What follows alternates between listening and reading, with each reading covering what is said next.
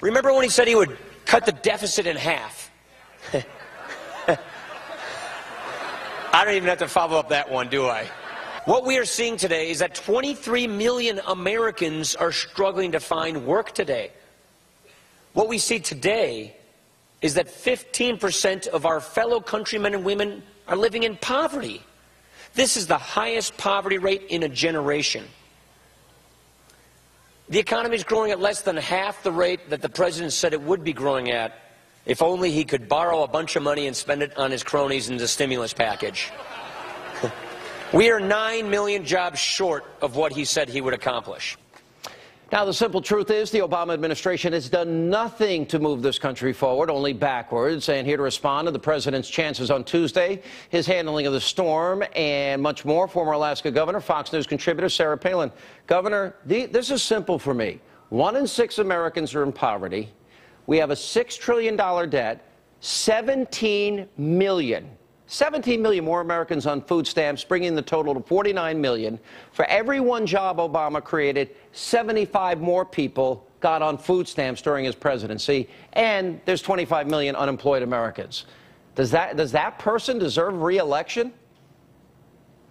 Oh, and don't forget our deflated currency and the oncoming inflation that will be a result of that. Sean, you know, just the few examples that you gave in the previous minutes of your commentary certainly show that all that hokey, changey stuff of this Obama administration is really ending in a big, messy, loud, bloody train wreck. And 4 more days. It just can't come soon enough.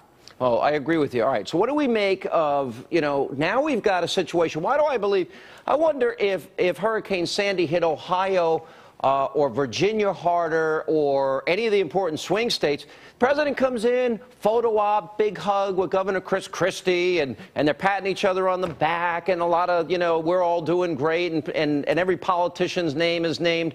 Let's see. We've got 4 days. We've got no electricity for millions. We've got 1 in 3 gas stations open, 6-hour waiting lines. We've got people suffering, freezing, starving, no water, no gas, homes destroyed, and no government. You can't see any FEMA help here. Nothing. Well, it's quite a shame that, you know, Obama got what he wanted out of that, and that was the photo ops with a Republican governor so that he and the mainstream media could kind of fake that bipartisanship that in no way, shape, or form does President Obama represent. He's the most partisan president I think that we have ever had. So he got his photo ops out of that, unfortunately, because then he got to jet off, and, you know, here he goes again. Back to Vegas. Party in Vegas with Jay-Z, and quite unfortunate because, as you say, Sean, people are truly suffering, and this isn't a time for politics, and I think that it's quite a shame that President Obama chose to seize the opportunity, along with the complicit lapdogs in the media, to make it a political statement. I got to tell you something, and when you hear people saying they're dying, when you hear people saying they have no food, when you hear people saying they're freezing, when you hear, you know, the president is just out campaigning, and the media in this country is so complicit, so wanting this guy to win, it's unbelievable. What do you predict for Tuesday night? What's your prediction? Well, first, Sean, the media is so corrupt. That's what the bottom line is, that lamestream media. People, through this example of the storm, they cannot put their hope and their faith in government. They can't put their faith in some politician.